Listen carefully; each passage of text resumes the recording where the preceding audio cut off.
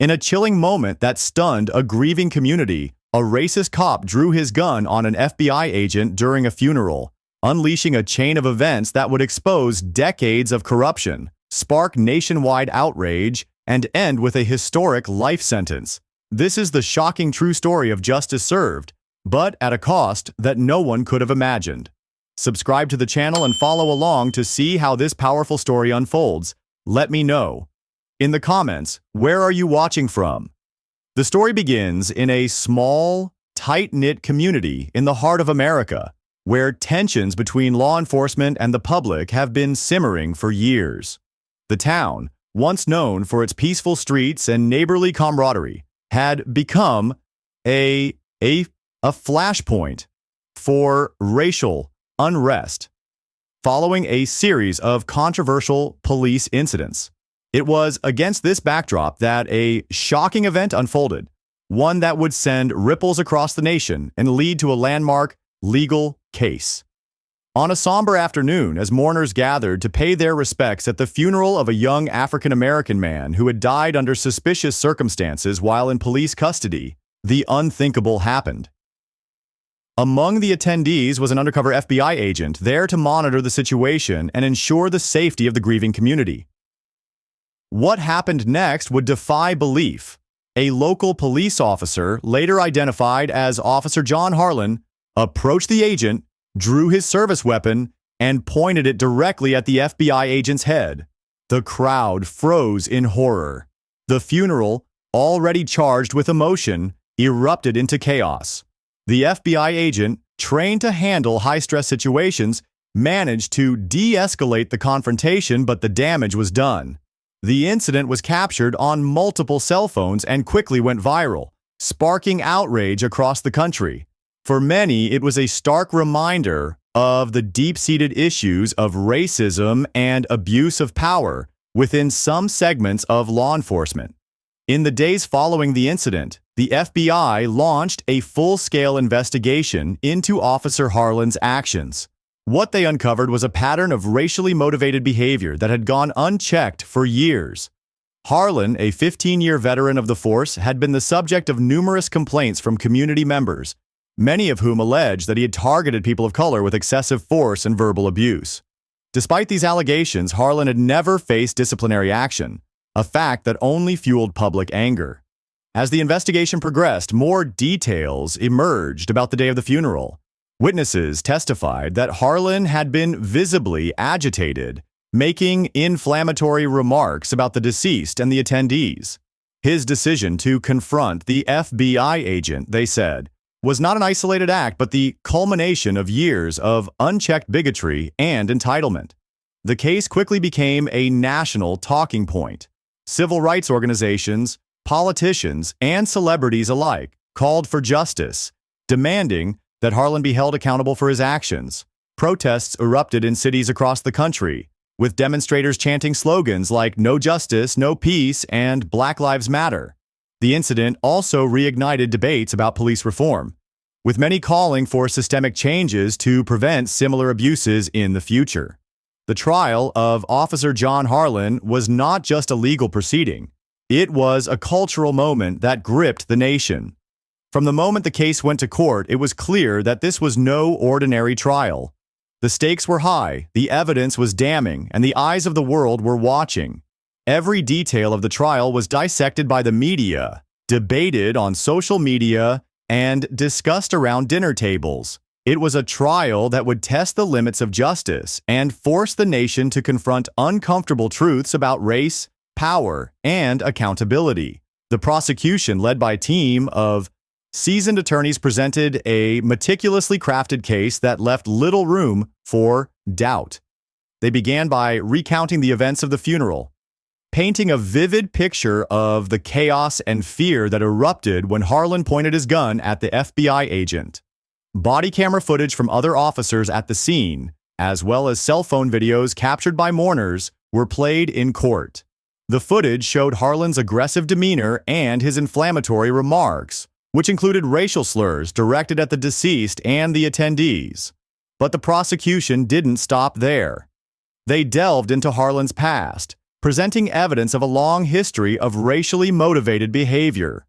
Witness after witness took the stand, including community members who had filed complaints against Harlan for harassment and excessive force.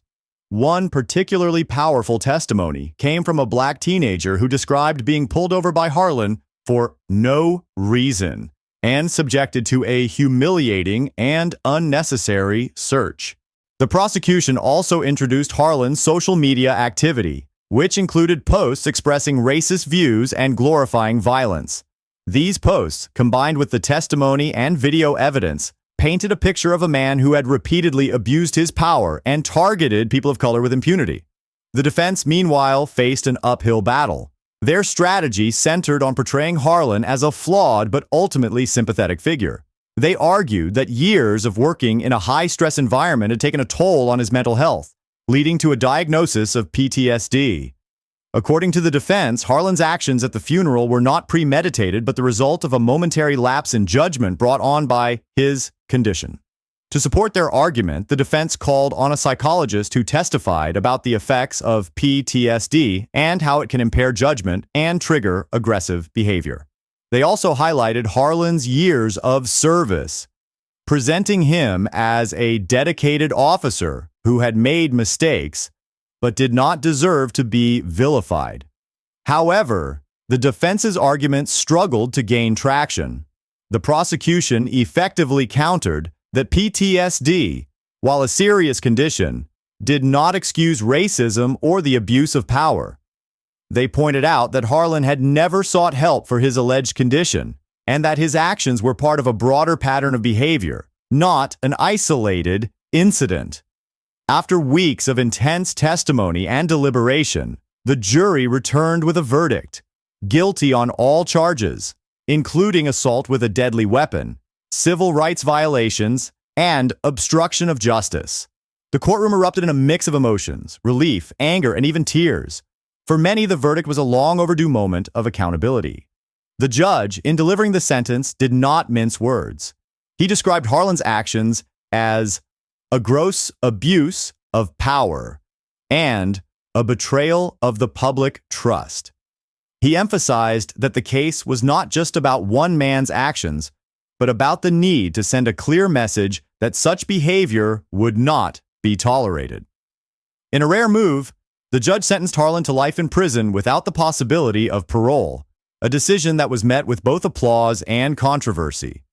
The trial of Officer John Harlan captivated the nation because it was about more than just one man's crimes.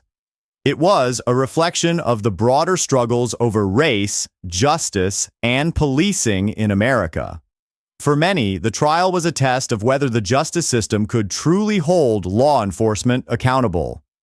The guilty verdict was seen as a victory, but it also highlighted the systemic issues that had allowed Harlan's behavior to go unchecked for so long. As the trial concluded, it left behind a legacy of questions and challenges. How many other officers like Harlan were still on the force? What changes were needed to prevent similar abuses in the future? And perhaps most importantly, how could the nation move forward in a way that ensured justice for all?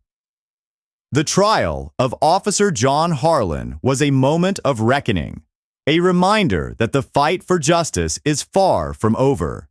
It was a story that captivated the nation, not just for its drama, but for its profound implications about the kind of society we want to be. The sentencing of Officer John Harlan to life in prison marked a pivotal moment in the national conversation about race, policing, and accountability. While the verdict brought a sense of closure to many, it also opened the door to a broader reckoning with systemic issues that had allowed Harlan's behavior to go unchecked for so long. The aftermath of the case was a mix of healing, reflection, and a renewed push for meaningful change.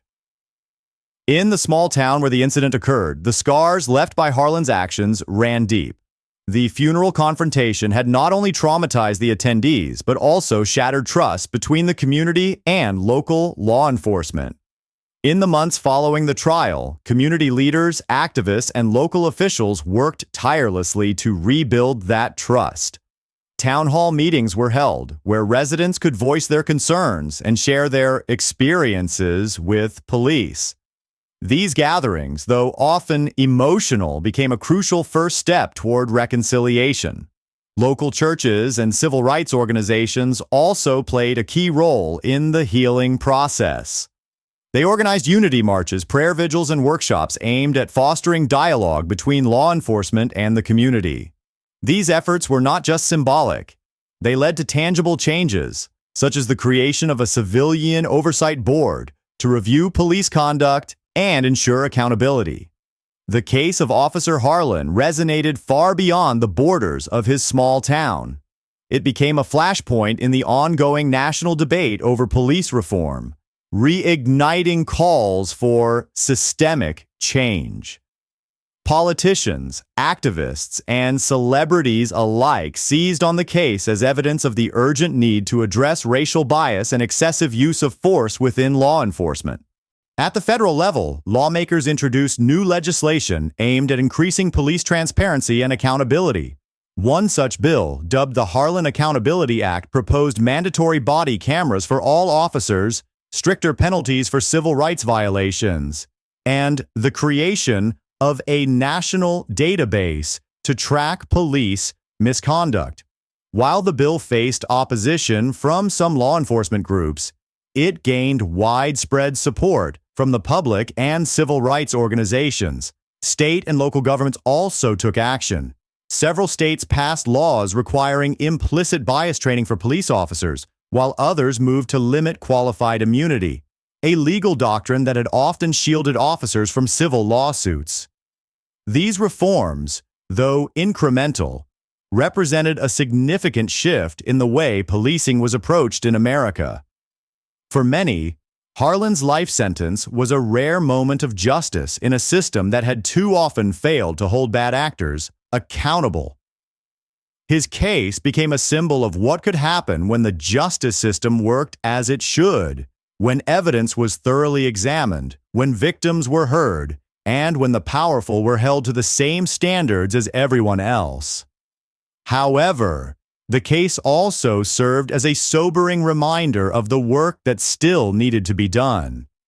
Harlan's actions were not an isolated incident, but the result of a culture that had allowed racism and abuse of power to fester. His sentencing was a victory, but it was also a call to action, a reminder that true justice required more than just punishing individuals. It required dismantling the systems that enabled their behavior. In the years that followed, the town where the incident occurred became a model for community-led reform. The changes implemented there, such as increased transparency, better training, and stronger oversight, served as a blueprint for other communities grappling with similar issues.